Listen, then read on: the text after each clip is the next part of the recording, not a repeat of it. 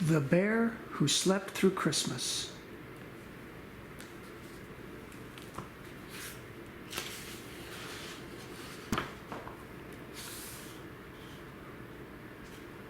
While the rest of the world is getting ready for Christmas, bears are getting ready for bed. In fact, from a quarter till winter until half past spring, bears do nothing but sleep. Hibernate, we call it.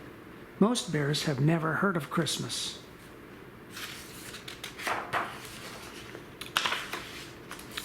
Henry Bear was sleepy even on a wide-awake day, but now that fall was here, Henry was very tired. If it hadn't been for his roommate, Henry probably wouldn't have been able to wake up for work. Ted Edward Bear was Henry's roommate. Ted was a different sort of bear. He had an inquiring mind. In other words, he was curious. The thing that made Ted curious was Christmas. "Henry, have you heard of something called Christmas?" Ted asked.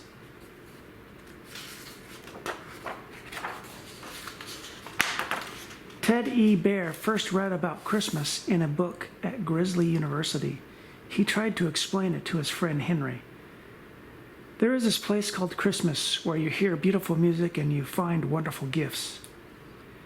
There's a big human with a white beard and a red suit. He's in charge of Christmas. Isn't that amazing, Henry?" Zzz. Henry did not have an inquiring mind.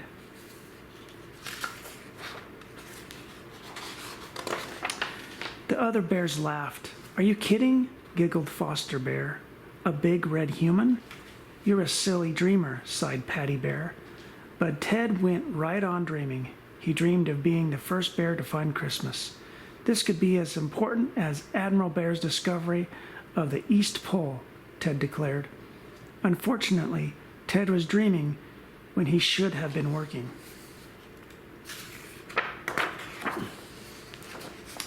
Ted's boss was furious. "Explain this mess," he yelled. "Well, sir," Ted began, "I was thinking about Christmas and the honey sort of got away from me." The owner of the organic honey works fumed. "A bear should not think about two things at once. I didn't get where I am by thinking." "I know," agreed Ted, "but Christmas is supposed to be a wonderful place. There are lights and music and a big human in a red suit." "Then go find it," Ted boss interrupted. "And wherever it is, stay there."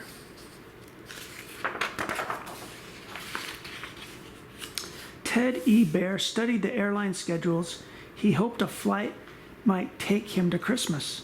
"Where would you like to go?" asked the Bear Air ticket clerk. "I'd like to fly to Christmas," Ted answered, "or at least a nearby airport." The ticket bear stared at Ted. He began to laugh. The laughter grew to a roar. He shouted to the line of waiting bears, "We've got a bear who wants to go to Christmas." More bears laughed. While the rest of the bears flew off on winter hibernation vacations, Ted E. Bear set out on foot to find Christmas. One sleepy evening, Ted climbed over a hill and saw a brightly lit city. His heart jumped. "I must be getting close to Christmas," he said. When he reached the city, Ted tried to talk to several passerby. He shouted, but the cars and people made so much noise, nobody heard the little bear.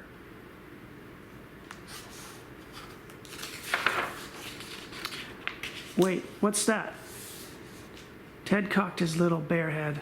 Over the noise of the traffic, he heard beautiful music. The sound came from a magnificent building. Ted scrambled up the steps and looked inside. A choir sang. The young bear decided it must be the music of Christmas. "If I can hear the music," Ted thought, "Christmas must be very close by." His heart beat faster. He rubbed his sleepy eyes and walked down a busy street. He glanced in a store window and stopped in amazement. The store was full of the most beautiful gifts the young bear had ever seen. "There are the gifts," Ted said aloud.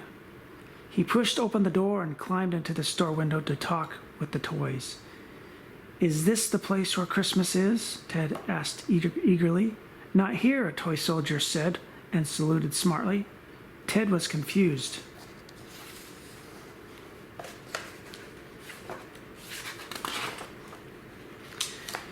Ted turned a pretty dancing doll and said, "I heard the music, and you are the most beautiful gifts I have ever seen. How far away can Christmas be?" "It's very close," the doll replied. "But somebody must buy us before the store closes, or we'll have to go back to the stockroom for a whole year." Ted noticed a little girl looking in the store window at him. "What about her?" he asked. "I don't think she can afford us," said the soldier. Ted heard the click of a lock, and the lights in the store began to go off. "Oh no," cried the doll. Ted was trapped in a store where Christmas wasn't. He tried every door and window, then back in the stockroom where the toys would have to go until next Christmas. Ted spied a window.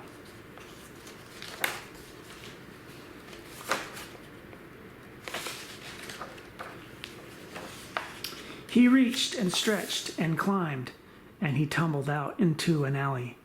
Ted picked himself up, dashed to the street, and kabump, he ran smack into a big human wearing a red suit. Ted E. Bear was wide-eyed and with wonder. He held his hat politely and said, "I am looking for a place called Christmas. Can you help me?" The man in the red suit held Ted in his arms. "My goodness," he chuckled. "Do you realize you'd be the very first bear to ever find Christmas?" "Yes, sir," Ted nodded.